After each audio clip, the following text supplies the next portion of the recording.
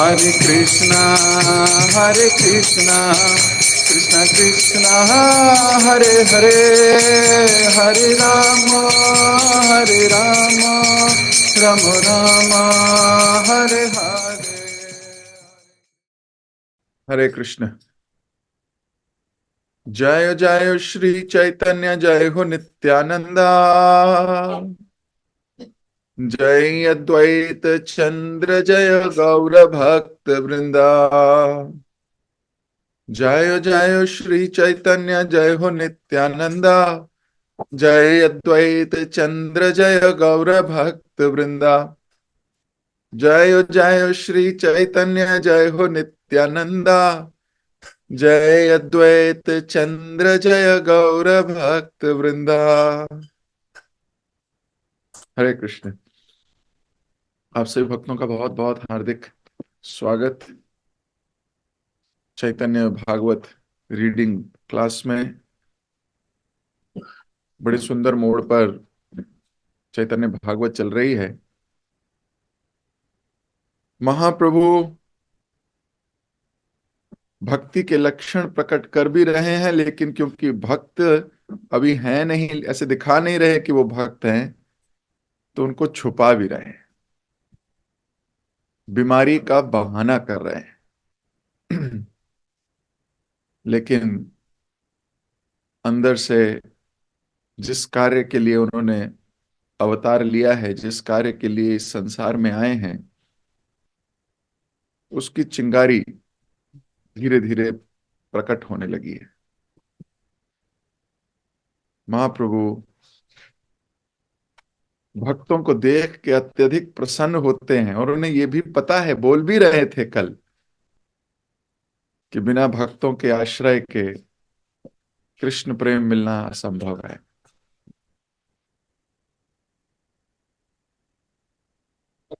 हम यहां तक हमने पढ़ा था कि कल किस प्रकार महाप्रभु जब बीमारी का नाटक कर रहे थे, तो लोग कई कुछ बातें कर रहे थे। कोई कह रहा था प्रेत ने पकड़ लिया है, कोई कह रहा था राक्षसी ने पकड़ लिया है, कोई कह रहा था वात बिगड़ गया है, इत्यादि इत्यादि। लेकिन महाप्रभु की योग माया ने सबको ढक रखा था।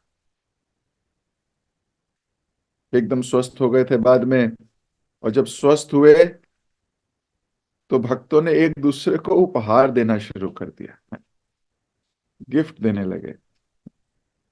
कई वरिष्ठ वैष्णव कहने लगे कि तुम कृष्ण की भक्ति करो, शरीर क्षण भंगुर है, कभी भी समाप्त हो जाएगा, नष्ट हो जाएगा। डिवोटीज आर प्रीचिंग, इस पे चर्चा हुई थी कि चाहे सुख हो चाहे दुख हो, भक्त हर व्यक्ति को कृष्ण देना चाहता है।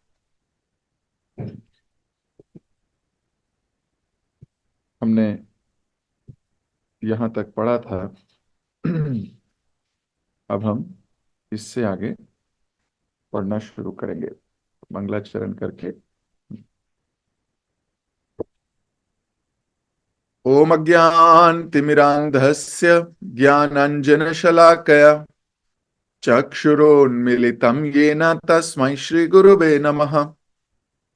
श्रीचैतन्यमनोभीष्टं स्थापितं येन भूतले स्वयं रूप कदा मह्यं ददाति स्वपदान्तिकम्।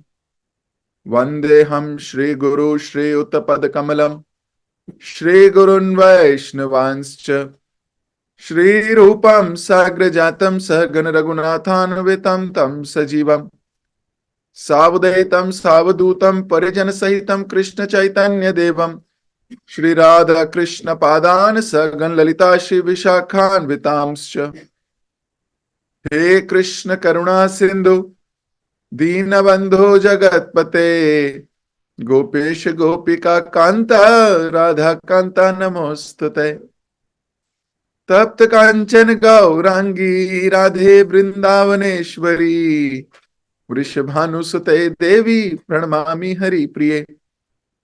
वाञ्छा कल्पतरुभ्यश्च कृपा सिन्धुभ्य एव च पतितानां पावनेभ्यो वैष्णवेभ्यो नमो नमः। जय श्री कृष्ण चैतन्य प्रभु नित्यानंद, श्री अद्वैत गदाधर शिवासदि गौर भक्त वृंद। हरे कृष्ण कृष्ण कृष्ण हरे हरे, हरे राम राम राम हरे हरे।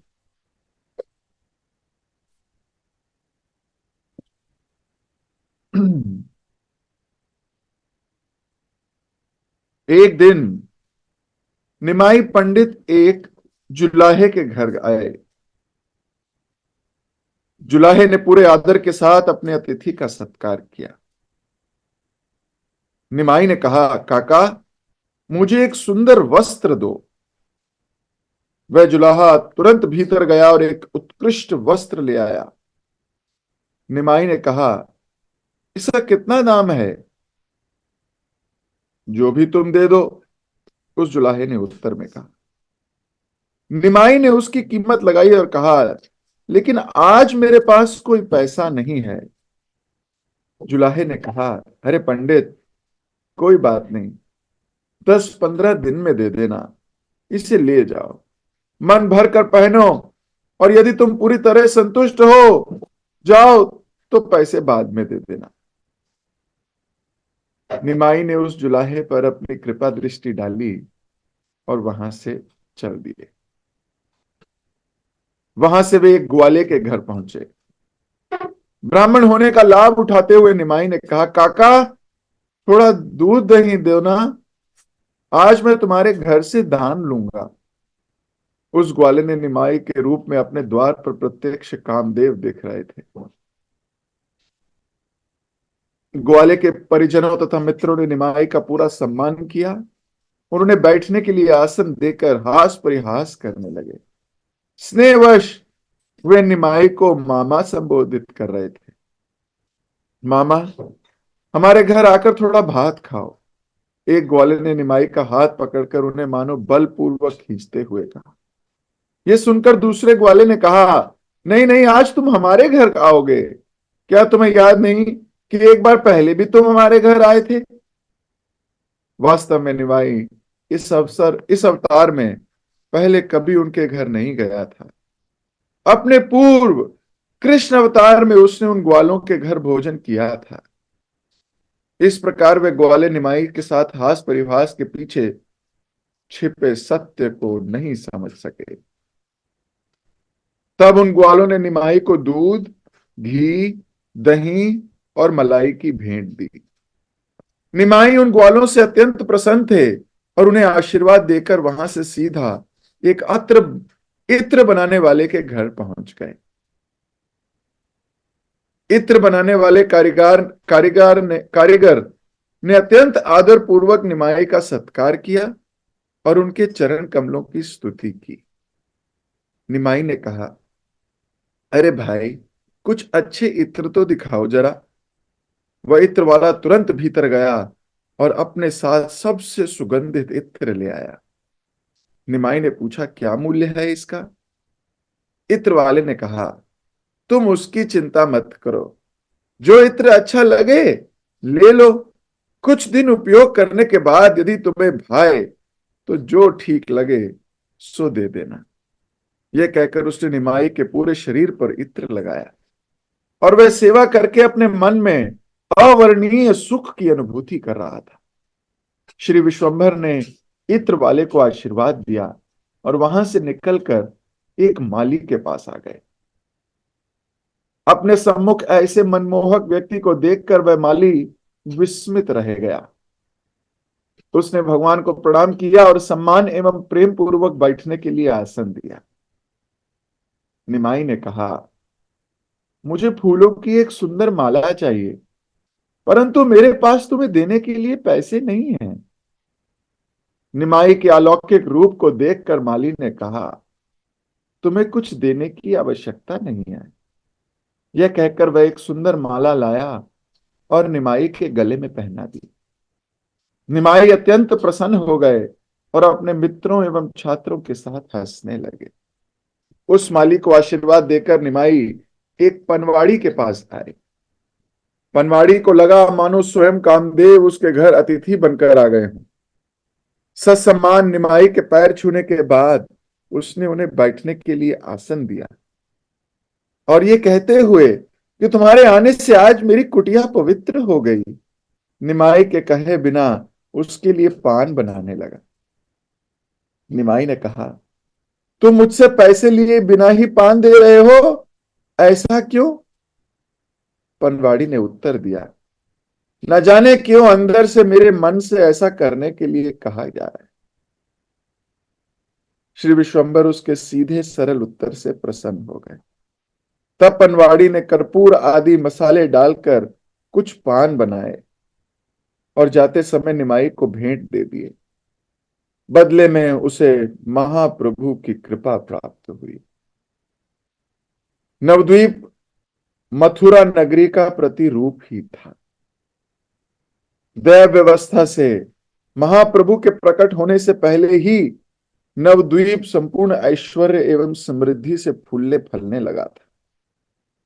और जिस प्रकार सदियों एवं पूर्व श्री कृष्ण ने मथुरा का भ्रमण किया था, आज महाप्रभु नवद्वीप में भ्रमण करके उससे उस लीला को दोहरा रहे थे। पनवाड़ी के घर से भगवान विश्वंभर एक शंख विक्रेता के पास पहुंचे। उस व्यापारी ने निमाई का आदर सत्कार किया और उसके चरण कमलों पर प्रणाम किया। निमाई ने निवेदन करते हुए कहा, भाई, मुझे एक बहुत अच्छा शंख चाहिए। निमाई के हाथों में एक सुंदर शंख देते हुए उस व्यापारी ने पुनः उन्हें प्रणाम किया। निमाई ने कहा, लेकिन इस समय मेरे पास तुम्हें देने के लिए कुछ नहीं है। व्यापारी ने उत्तर दिया, कोई बात नहीं पंडित, तुम ये शंख ले जाओ, पैसे बाद में दे देना, और यदि तुम कुछ नहीं दोगे तो भी कोई बात नहीं। शंख व्यापारी के स्नेहिल व्यवहार से प्रसन्न होकर महाप्रभु ने उसे आशीर्वाद दिया। इस प्रकार महाप्रभु नवद्वीप के अनेक घरों में गए, सब पर अपनी कृपा दृष्टि की। तत्पश्चात श्री गौरचंद्र एक ज्योतिषी के पास गए। निमाई के शरीर से प्रस्फुटित तेज को देखकर वह ज्योतिष आश्चर्यचकित रह गया। उसने झुककर महाप्रभु को प्रणाम किया और उन्हें बैठने के लिए आसन दिया। निमाई ने कहा, पंडित जी, मैंने सुना है आप बहुत पहुंचे हुए ज्योतिषी हैं। कृपया बताइए तो कि मैं अपने पूर्व जन्म में कौन था। ज्योतिषी ने अपने गोपाल मंत्र का उच्चारण किया और ध्यान लगाकर बैठ गया। उसने अपने अंतकरण में चतुर्भुज श्री कृष्ण का रूप दिखाई दिया, जिनकी अंग कांति वर्षा ऋतु के बादल के समान श्यामल थी। अपनी चार भुजाओं में उन्होंने शंख, चक्र, गदा और पद्म धारण किया था। तब उस ज्योतिषी को कंस का कारागार दिखाई दिया। भीतर वासुदेव और देवकी के नवजात कृष्ण को गोद में उठाया हुआ था। तत्पश्चात वसुदेव कृष्ण को लेकर गोकुल के लिए निकल पड़े। तब ज्योतिषी ने भगवान का द्विभुज बाल रूप देखा। चारों दिशाएं उसके तन को ढक रही थी। कमर पर बंधी करधनी बालक के प्रत्येक पग पर मधुर ध्वनि कर रही थी। हाथ माखन से भरा था। ज्योतिषी एक के बाद एक दृश्य दिखाई दिए। चैतन्य महाप्रभु के शरीर पर उसे वही चिन्ह दिखाई दिए जो उसने अपने आराध्य गोपाल के शरीर पर देखे थे। तब उसने गोपियों से घिरे भगवान को श्याम सुंदर रूप में देखा। भगवान अपनी बांसुरी बजा रहे थे और गोपियां विविध वाद्य यंत्र। अत्यंत आश्चर्यचकित होकर जैसे ही उस ज्योतिषी ने अपने नेत्र खोले, उसने अपने सम्मुख भगवान श्री कृष्ण को देखा। वह प्रार्थना करने लगा, हे गोपाल, कृपया मुझे बताइए कि यह ब्राह्मण वास्तव में कौन है। उसके पश्चात उस ज्योतिषी को अपने ध्यान में भगवान राम के दर्शन हुए। हरित अंग कांति से युक्त, हाथ में धनुष लिए वे राज सिंहासन पर बैठे थे। तब उस ज्योतिषी को भगवान वराह के दर्शन हुए। अत्यंत भव्यता से समुद्र के ऊपर आते हुए अपने नथुनों में पृथ्वी को उठाया हुआ था। इसके पश्चात ज्योतिषी को भगवान नरसिंह देव का रूप दिखाई दिया। इस अवतार में भगवान आधे मनुष्य आधे सिंह का रूप लेकर आए थे। तब उन्हें बलि महाराज की यज्ञ स्थली की ओर जाते हुए वामन दिखाई दिए, और उसके बाद प्रलयंकारी जल के वेदों की रक्षा करते हुए भगवान मत्स्य के रूप में दिखाई दिए। अपने ध्यान में ज्योतिषी ने हल उठाए भगवान बलराम को देखा। उसके बाद बलदेव और जगन्नाथ को देखा। सुभद्रा उन दोनों के बीच खड़ी थी। इतना ही नहीं, उस ज्योतिषी ने भगवान के प्राय सभी अवतारों के दर्शन किए, परंतु योग माया शक्ति के प्रभाव से वे उन्हें पीछे छुपे गुह्यतम रहस्य को समझ नहीं पाए। भ्रमित अवस्था में ज्योतिषी सोचने लगता है कि ये ब्राह्मण मंत्रोच्चारण द्वारा भगवान के विभिन्न अवतारों का वाहन करने में दक्ष है। हो सकता है ये व्यक्ति मनुष्य के रूप में कोई देवता हो, जो मेरी परीक्षा या अपना मनोरंजन करने आया है। कुछ भी हो, ये महापुरुष अत्यंत तेजस्वी है, और हो सकता है कि कोई ज्योतिषी है जो मुझे कलंकित करने आया है। उसकी विचार श्रृंखला को तोड़ते हुए निमाई ने पूछा, पंडित जी, कृपया बताइए ना कि आपने क्या देखा। कौन था मैं अपने पूर्व जन्म में? परंतु ज्योतिषी कहे तो कहे क्या। अभी तक मैं भ्रमित वहां बैठा था। कृपया अभी तुम घर लौट जाओ, दोपहर में आना। अपने मंत्रों की अच्छी तरह जप करके मैं तुम्हें सभी सही कुछ बता पाऊंगा। ज्योतिषी के वचन सुनकर निमाई ने उनसे विदा ली, और फिर अपने एक प्रिय भक्त खोल वेशा श्रीधर के पास आ गए। तो महाप्रभु भ्रमण कर रहे हैं, जिस जिस के घर जा रहे हैं उसके घर से कुछ मांग रहे हैं। कितने भाग्यवान जीव हैं ये लोग, जिनके घर भगवान मांगने आ रहे हैं। वस्तुतः ऐसा देखा गया है कि जीव ही भगवान के घर भगवान से मांगने जाता है। जीव ही मंदिरों में जाकर भगवान के सामने नतमस्तक होकर बिना आसन में बैठे, बिना कुछ कहे, बिना कुछ दिए, हृदय से पुकार लगाता है, और फिर शब्दों से भी पुकार लगाता है कि मुझे ये दे दीजिए भगवान, मुझे ये करा दीजिए, मेरे को ये चाहिए, इत्यादि इत्यादि। अपनी मनोवांछाएं पूरा करने के लिए, भगवान का उपभोग करने के लिए प्रयत्नशील है ये मनुष्य। आप किसी भी धर्म में देख लीजिए, चाहे वो मंदिर में जाए, मस्जिद में जाए, ईसाई घर में जाए, गुरुद्वारे में जाए, कुछ ना कुछ मांग लेके जाता है। जो शुद्ध हैं वे मांगते नहीं, लेकिन व्यक्ति मांगने जाता है भगवान के घर। अब उल्टा सोचिए कि कितना सौभाग्यशाली है वो जीव जो कहीं मांगने नहीं जा रहा, भगवान ही उसके घर मांगने आ रहे हैं। और भगवान की कृपा देखिए कि भगवान उनसे कुछ मटेरियल चीज मांग रहे हैं। किसी से कपड़ा मांग रहे हैं, किसी से इत्र मांग रहे हैं, किसी से शंख मांग रहे हैं, किसी से पान मांग रहे हैं। अब भगवान क्यों मांग रहे हैं? भगवान को मांगने की आवश्यकता क्या है? भगवान को किसी चीज की कोई कमी तो है नहीं। वास्तविकता ये है कि भगवान सब पे कृपा कर रहे हैं।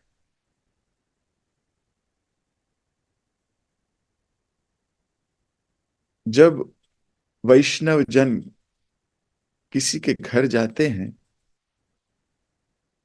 तो उनसे कुछ लेने नहीं जाते, भले ही बहाना लेने का हो, लेकिन वास्तव में उनका कल्याण करने के लिए ही जाते हैं, उन पे कृपा करने ही जाते हैं। जब किसी ने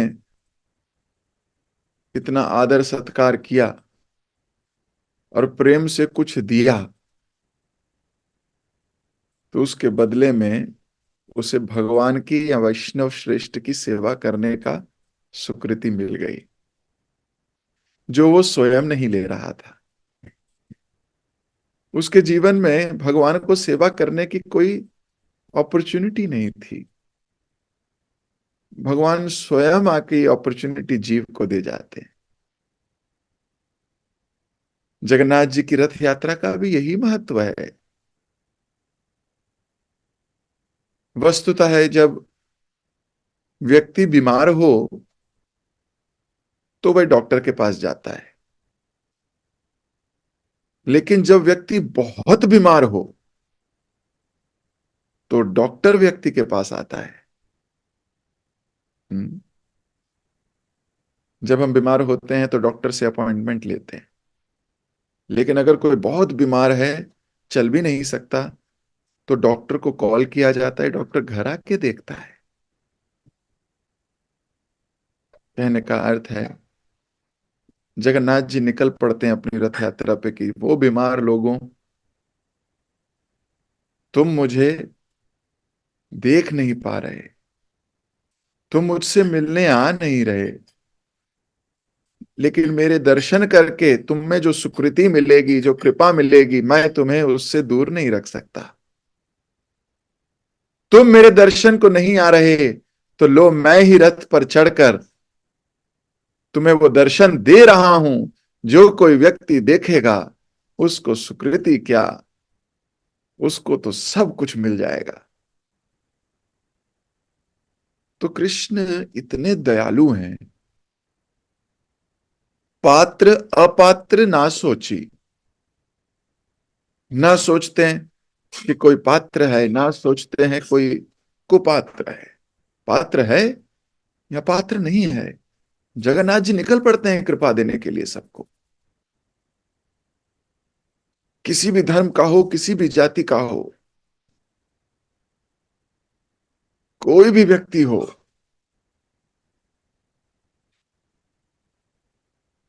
तो वो तो अचल जगन्नाथ हैं। हम्म। और हमारे निमाई तो सचल जगन्नाथ हैं। एक अचल जगन्नाथ जी पुरी में अपनी लीला में लगे हुए हैं, मंदिर में भव्य दर्शन देते हैं अपने। दूर दूर से आए दर्शनार्थी उनको देखकर सौभाग्य, आनंद की अनुभूति करते हैं। वही जगन्नाथ जी साल में एक बार निकल पड़ते हैं हर व्यक्ति विशेष को दर्शन देने के लिए। उधर वो निकलते हैं दर्शन देने के लिए, इधर हमारे सचल जगन्नाथ यानी कि चैतन्य महाप्रभु भी निकले हैं सबको दर्शन देने के लिए। लेकिन ये सिर्फ दर्शन नहीं दे रहे, ये साथ में दूसरों को सेवा लाभ दे रहे हैं।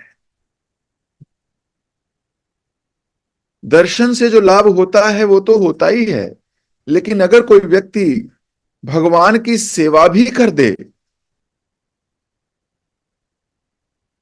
तो दर्शन तो करेगा, सेवा भी कर दे तो उसके जीवन में कल्याण होगा ही होगा।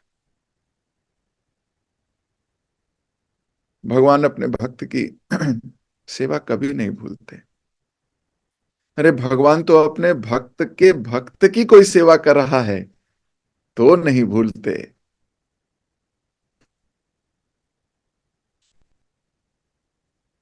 तो चैतन्य महाप्रभु वास्तव में हर एक के घर जा रहे हैं, उनसे कुछ लेने नहीं। अरे एक कपड़े के बदले, एक पान के बदले, एक शंख के बदले अगर किसी को कृष्ण की साक्षात सेवा करने का अवसर मिल जाए तो बहुत सस्ता है, बहुत सस्ता।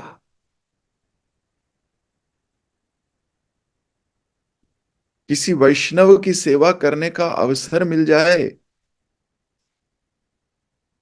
तो समझ लेना बहुत सस्ते में भगवान मिल जाएंगे, बहुत सस्ते में।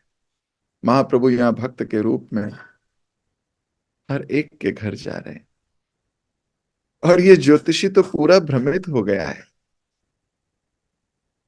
भगवान ने उसको अपने सारे रूपों के दर्शन करा दिए कि पिछले जन्म में मैं ये था, उसके पिछले में मैं ये था राम था, उसके पिछले जन्म में मैं वराह था, फिर वामन था, फिर मत्स्य था, नरसिंह था, इत्यादि इत्यादि। लेकिन ये ब्राह्मण समझ नहीं पा रहा, ये एस्ट्रोलॉजर समझ नहीं पा रहा हो क्या रहा है। भगवान की योग माया ने उसको भ्रमित कर दिया है, भ्रमित कर दिया है।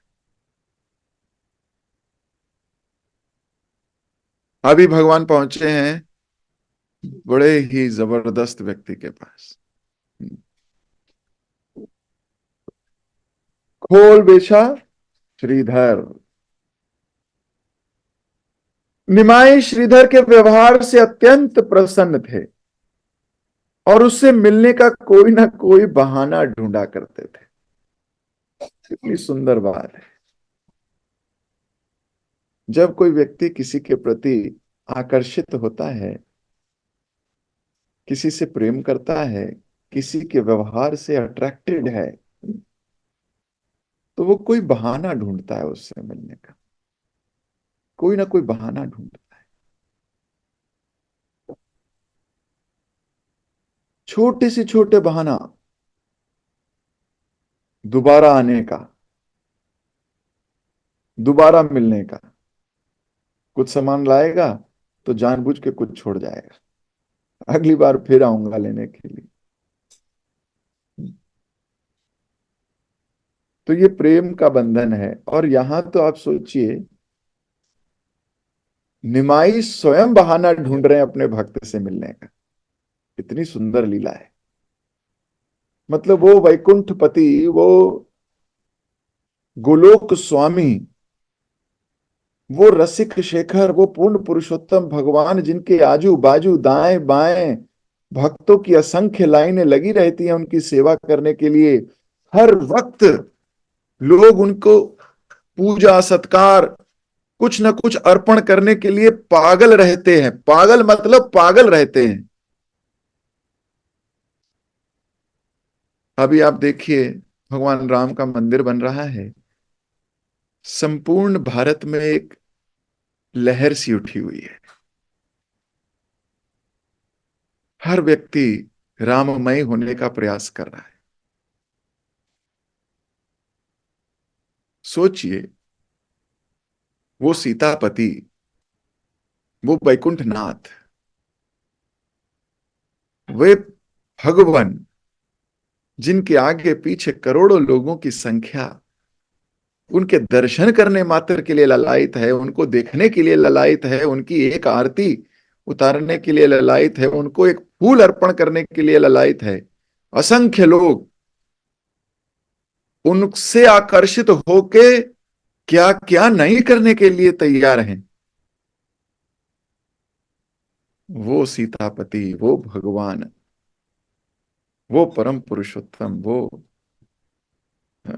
विश्वंभर, वो चैतन्य महाप्रभु बहाना ढूंढ रहे हैं अपने भक्त से मिलने का। जिनसे मिलने के लिए कतारें लगी हुई हैं, जिनसे मिलने के लिए कतारें लग जाती हैं। वैकुंठ में तो आपको मैंने पहले कहा था, भगवान का ऐश्वर्य ऐसा है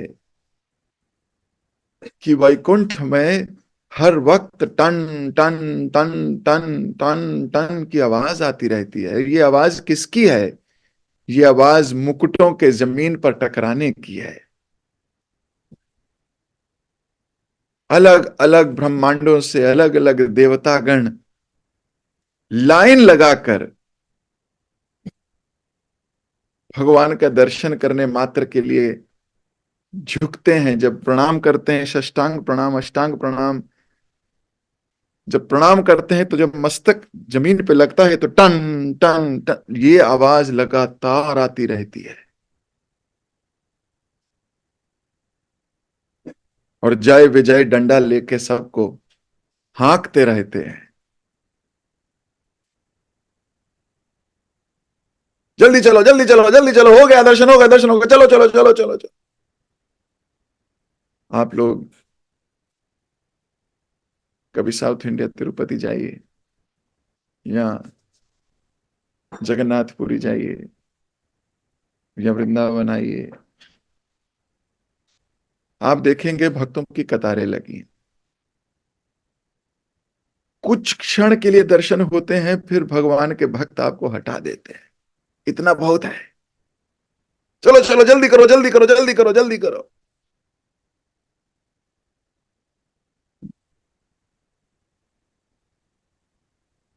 ताड़ा ताड़ी ताड़ा ताड़ी ताड़ा ताड़ी।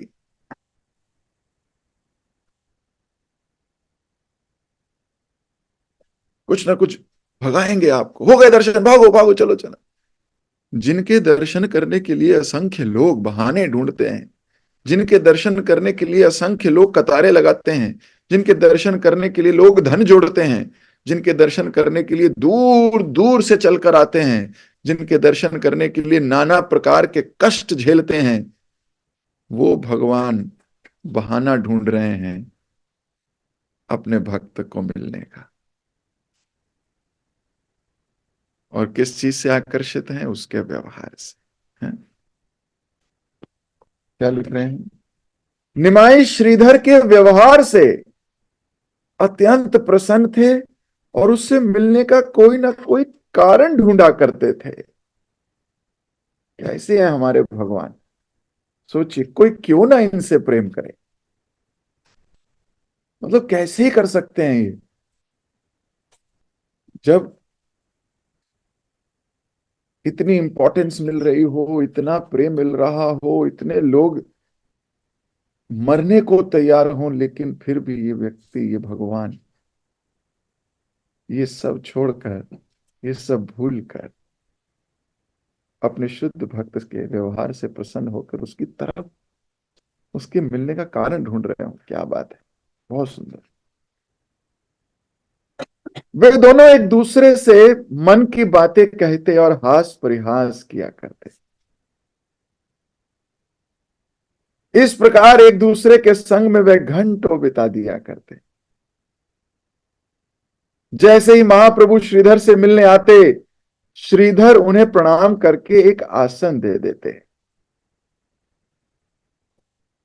अब ये बात कॉमन रही है हर जगह, जिस भी घर गए हैं हर व्यक्ति ने उन्हें आसन दिया है बैठने का। सीखिए इस बात से, जब किसी के घर जाओ, एक वैष्णव जब आपके घर आए, आपको क्या करना चाहिए? एक और जहां महाप्रभु नटखट और शरारती थे, तो वहीं दूसरी ओर श्रीधर शांत और सौम्य स्वभाव का था। निमाई पंडित ने पूछा, समय हो गया है? निमाई पंडित अब कल पूछेंगे, आज इन दोनों को साथ में ही बैठने देते हैं। कल इसके आगे मंथन करेंगे, इसके आगे चर्चा करेंगे कि निमाई अपने प्रिय भक्त, अपने प्रेमी, जिससे निमाई मिलना चाहते हैं, जिसके प्रति निमाई पागल हैं, उनसे क्या पूछते हैं। तो इसकी चर्चा हम कल करेंगे। जगत गुरु श्रील प्रभुपाद की जय, श्रील वृंदावन दास ठाकुर की जय, श्री चैतन्य भागवत की जय। अद्भुत। हरे कृष्ण।